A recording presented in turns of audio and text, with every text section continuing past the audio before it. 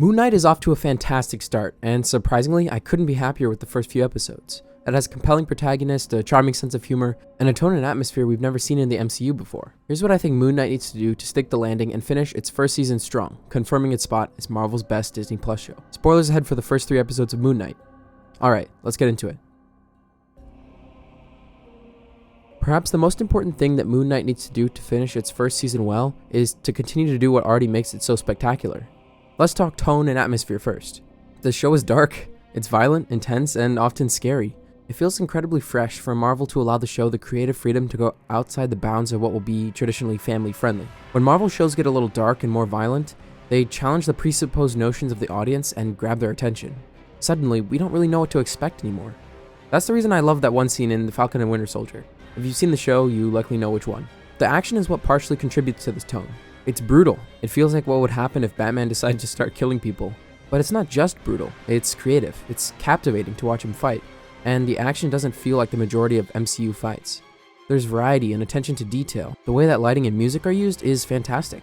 The way Khonshu appears in different light sources and jumps between shadows is thrilling to watch in the show's earlier segments when Steven is still discovering everything that's going on. There are some awesome Stranger Things thriller horror vibes with supernatural monster encounters that are a welcome surprise for a Marvel show. It fits the vibe perfectly and manages to create a thrilling experience for the audience. Perhaps the most fun thing the show delivers, however, is the editing. Using jarring cuts between scenes to demonstrate Steven's dissociative identity disorder is so exciting to watch. We as the audience stay with the perspective of the person we're following, either Steven or Mark. Like them, we know that time has passed, but we don't know what happened in that gap. It functions well to show the audience the experience of the characters we're watching, and it helps us imagine what it would be like to have someone take over your body. It immerses us into the characters of Steven and Mark and keeps us on the edge of our seats. The first episode does a lot of fun things with this, so let's hope they continue to find creative ways to use this concept, because it's very entertaining and original. And finally, let's talk about our protagonists. I was very impressed with how Steven and Mark were introduced. Starting with Steven. We didn't get any childhood flashbacks, we didn't see when he gets his powers, and we didn't waste any time. I couldn't be happier with this. We get dropped into Steven's life. We get to see his struggles, his 9-to-5 job, his passions that are being suppressed, and his truly likable personality. We root for Steven, and we empathize with him. He's a genuinely good guy who we want to see succeed. And Marvel convinces us all of this without using flashbacks to deliver tons of exposition, like in Shang-Chi, Eternals, or Hawkeye. Writing a good character means that we don't need any of that to be sold on someone. Just show us our protagonists being beaten up by the world. Show them struggling with their hopes and dreams. And often, that's simply enough. Additionally, because Steven is discovering everything at the same time as the audience is, we identify with him and we want to see him succeed even more. All of these factors come together to form a fantastic protagonist. Except in this show, our protagonist is 2 people. So what are the writers doing well with the character of Mark? Well, one huge potential problem that could arise from this setup is a whiplash between both characters, going back and forth too frequently or quickly, and losing the audience in the 2 personalities' fight for control. Moon Knight deftly avoids this, however, by allowing each episode to focus primarily on one personality and their perspective. I felt the 3rd episode was the perfect time to shift over to Mark, now that Steven, as well as the audience, knew what was sort of going on. It also establishes Mark as a real person, rather than just a plot device. This resolves another potential fear. The writers could have easily done the whole show from Steven's point of view, using Mark to progress the plot as sort of an antagonist character. But this path forward allows us to get to know Mark, see what drives him, learn about his flaws and desires, and ultimately root for both Steven and Mark. So obviously Moon Knight has a lot going for it, but what can I do going forward to truly finish strong? In this next part of the video, I'm going to run through some ideas of ways the show can build off of what is already set up.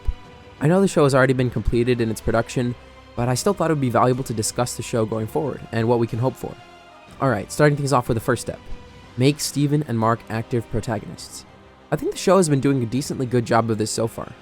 Being an active protagonist means the protagonist's choices shape the outcome of the story. Events don't just happen to them, they happen because of them. Steven and Mark's fight for control of their bodies puts them in a unique scenario because whether they choose to give up control directly affects what happens to them. But to make things interesting, I'd love to see what happens when Steven is put in a situation where he should give up control but refuses to, or vice versa with Mark. Let's see the consequences of their decisions and the impact it has on the story. I don't know about you, but I think that would be super interesting. Next up, deeply explore Mark. After episode 3, we can clearly see that Mark is a tormented figure with a lot of self-hatred. We learn that he doesn't believe he deserves to be loved, which causes him to close himself off from the people he's closest to, including his wife. Mark has a deep past that I think the show would benefit from exploring. Let's see how Mark was shaped into the person he is today.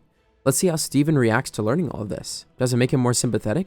Does it make him more hostile, seeing what Mark did with his body? In any case, I think it would be a strong way to explore our protagonists. Another step in the right direction would be really to focus on developing the relationship between Steven and Mark.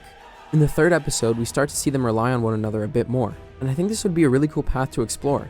What can they accomplish if they work as a team? However, I think there's an even more interesting route to take here. What if stress is put on the relationship between Steven and Mark, and they get into a disagreement? What if we start to see Mark's point of view and start to think Steven is wrong? Make us question who we trust. The potential for psychological questions of who is right and who is wrong is very high here, and I hope they explore the question of what happens when we have to choose who we think is right. Next, I think the show would benefit from really making sure to establish Harrow as a compelling character. Currently, he's kind of like a Scooby-Doo villain who wants to unlock Amit's power to kill all the past, present, and future sinners. But I think we need to see his motivations for this.